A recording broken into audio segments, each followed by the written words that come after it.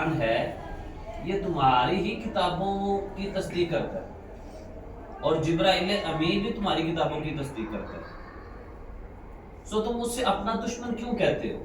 وہ جو کچھ بھی کرتا ہے اللہ کے حکم سے کرتا ہے، جبرائیل جو کرتا ہے وہ اللہ کے حکم سے کرتا ہے، سو جان لو جو میرے جبرائیل سے عداوت رکھے گا، فرمایا میں رب بھی اس سے دشمنی رکھتا ہوں۔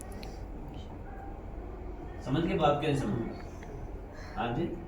اچھا یہاں پر ایک بات بڑی نوٹ کرنے والی ہے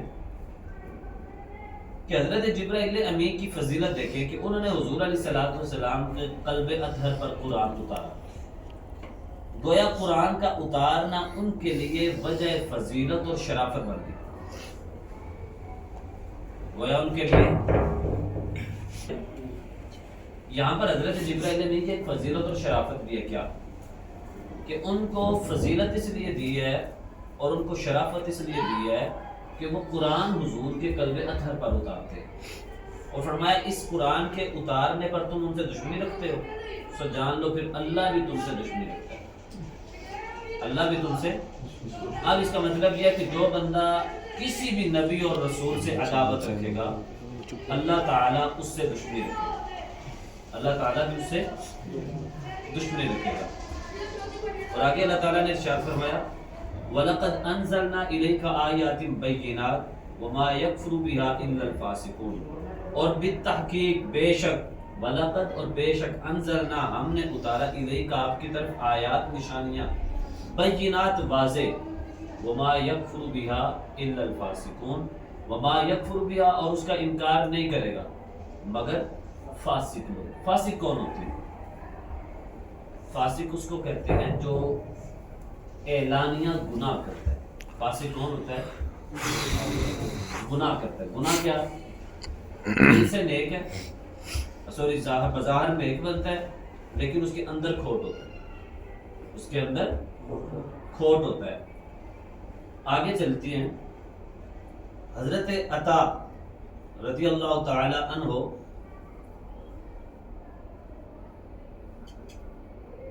اچھا آگے چلتے ہیں، یہ آپ کے لیے ذرا مشکل بات ہو جائے گی۔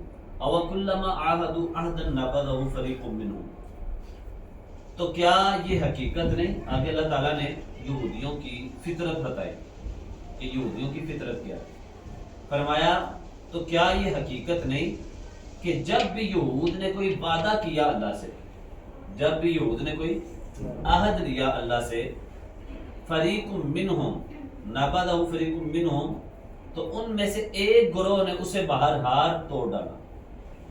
یہودیوں کی نیچر ہے، فطرت ہے کہ جب بھی اللہ سے وعدہ کرتے اس کو توڑ دیتے۔ بل اکثرهم لا یؤمنون، بلکہ ان میں سے اکثر وعدے پہ ایمان ہی نہیں رکھتے، بلکہ ان میں سے اکثر وعدے پہ۔ وَلَمَّا جَاءَهُمْ رَسُولٌ مِّنْ عِندِ اللَّهِ، اور جب ان کے پاس اللہ کی طرف سے رسول آ گیا، مُصَدِّقٌ لِّمَا مَعَهُمْ، جو ان کے پاس اس کی تصدیق کرنے والا ہے، نَبَذَ فَرِيقٌ مِّنَ الَّذِينَ أُوتُوا الْكِتَابَ، تو ان میں سے یعنی اہل کتاب میں سے ایک گروہ نے اللہ کی کتاب کو بس پشت ڈال دیا، کتاب اللہ وراء ظہورہم کأنہم لا یعلمون، تو کتاب کو بس پشت ڈال دیا گویا کہ وہ اسے جانتے ہی نہیں۔ یعنی یہودیوں نے ہمیشہ یہی کام کیا ہے کہ وہ ہر چیز کو جاننے کے باوجود اس کا انکار کرتے تھے، وہ ہر چیز کو جاننے کے باوجود اس کا انکار کرتے تھے۔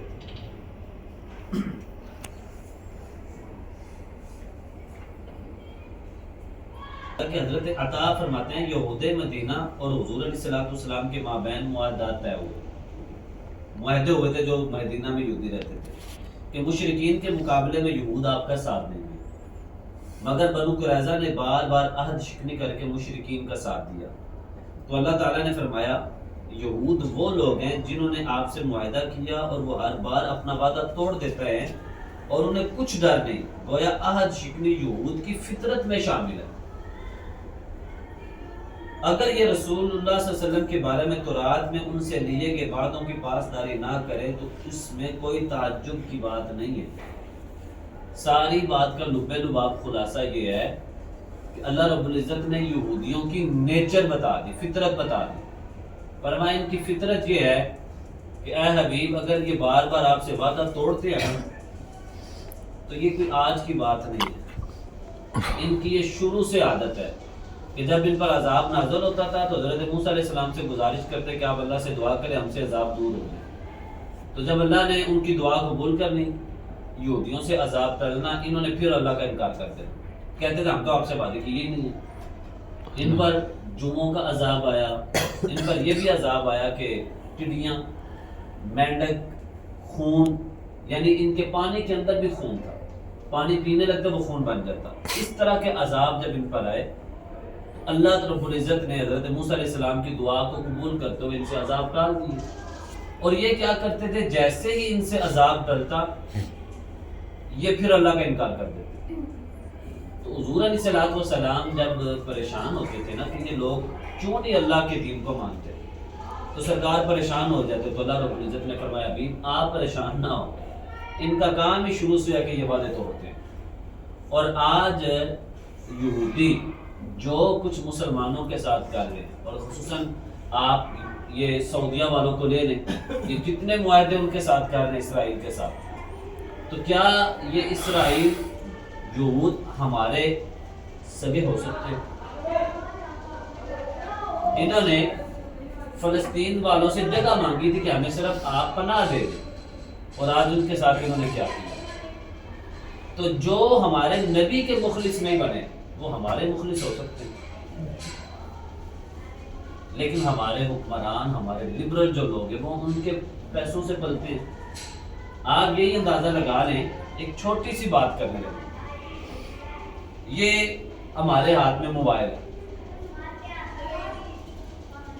یہ موبائل ان کی پروڈکٹ ہے، اس کی ٹیکنالوجی انہوں نے بنائی، اس کے اندر فیس بک، سوشل میڈیا لے لیں. ہمارے وقار بھی بیٹھے ہیں، مزمل بھی بیٹھے ہیں، آپ بھی ظاہر بات ہے آج کی دنیا میں جینے والے ہیں. اپنی ایمانداری سے بتائیں کہ آپ سوشل میڈیا پر قرآن و حدیث کی جو حق بات ہے وہ کر سکتے ہیں؟ نہیں. آپ ٹک ٹاک، یوٹیوب، فیس بک پہ ایسی چیز کبھی اپلوڈ نہیں کر سکتے جو ان کے اگینسٹ ہو. جی. یعنی میں نے اپنا دین بھی اگر پہنچانا ہے نا تو مجھے ان کے رولز فالو کرنے پڑیں گے، مجھے ان کی باتیں مان کر ویسی بات کرنی پڑے گی. ایسے ہی ہے جی. ایسے ہی ہے جی. تو کیا میں اپنا دین اچھے انداز سے پیش کر سکتا ہوں؟ کبھی نہیں کر سکتا. اس لیے کہ بھائی میں تو ان کے مطابق چلنے کی کوشش کر رہا ہوں. ہاں جب میں قرآن و حدیث کی حق والی بات کرنا چاہوں گا نا تو مجھے ان چیزوں کا سہارا چھوڑنا پڑے گا. ایسے ہی ہے، میں ان چیزوں کا سہارا اس لیے لیتا ہوں کہ میں مشہور ہو جاؤں یا مجھے ارننگ ہونا شروع ہو جائے، لیکن اس کا نقصان کیا ہے؟ میں دین کی بات کہہ ہی نہیں سکتا. آپ کوئی بات ایسی ہو جو لوگوں کو دین کی طرف، جہاد کی طرف لانے والی ہو، آپ کر کے دیکھ لیں، آپ کی بات کبھی نہیں سنیں گے. آخری بات، آزادی رائے کا حق کہتے ہیں کہ ہر ایک کو دینا چاہیے. ایسے ہی ہے. تو کیا سوشل میڈیا پہ ہر برائی پڑی ہوئی ہے؟ لیکن ایک چھوٹی سی اگزامپل ہے، اگزامپل کے طور پر علامہ خادم حسین رضوی صاحب کا نام آپ فیس بک پہ لکھیں، ٹک ٹاک پہ لکھیں، وہ اسی وقت آپ کو بین کر دیتے ہیں. کیوں؟ کوئی تو وجہ ہے اس کے پیچھے، کیوں بین کرتے ہیں؟ آپ نام نہیں لکھ سکتے، آپ ان کی تقریر نہیں لگا سکتے. جب آزادی رائے کا حق ہے، ہر بندہ اس کو یوز کر سکتا ہے، تو پھر اس بات کو کیوں نہیں کر سکتے؟ اس لیے انہیں معلوم ہے کہ اس بندے کی تقریر مسلمانوں کو جگا دیتی ہے، ہمارے خلاف کھڑا کرتی ہے. تو اس کے علاوہ ہم کبھی بھی ایسی بات نہیں کر سکتے اس کے اوپر. ہمارے علماء کو، ہمارے اسکالرز کو یہ بات سوچنی اور سمجھنی پڑے گی کہ بھائی اگر ہم اس کا سہارا لیتے رہیں گے نا تو ہم کبھی بھی دین کی خدمت صحیح طریقے سے نہیں کر سکتے. اور دین کی خدمت صحیح طریقے سے اگر ہم کر سکتے ہیں تو پھر ہمیں ان کی ٹیکنالوجی کو چھوڑ کر ہمیں صحیح معنوں میں دین کی خدمت کرنے کے لیے قرآن و حدیث کا دامن جو ہے وہ تھامنا پڑے گا. اور جب ہم قرآن و حدیث کے دامن کو تھام لیں گے اور دین کی حق بات جو صحیح ہے وہ کرنے کی کوشش کریں گے تو پھر اللہ تعالی ہمارے اندر انقلاب پیدا فرما دے. آپ بات سمجھ گئے کہ نہیں سمجھ گئے؟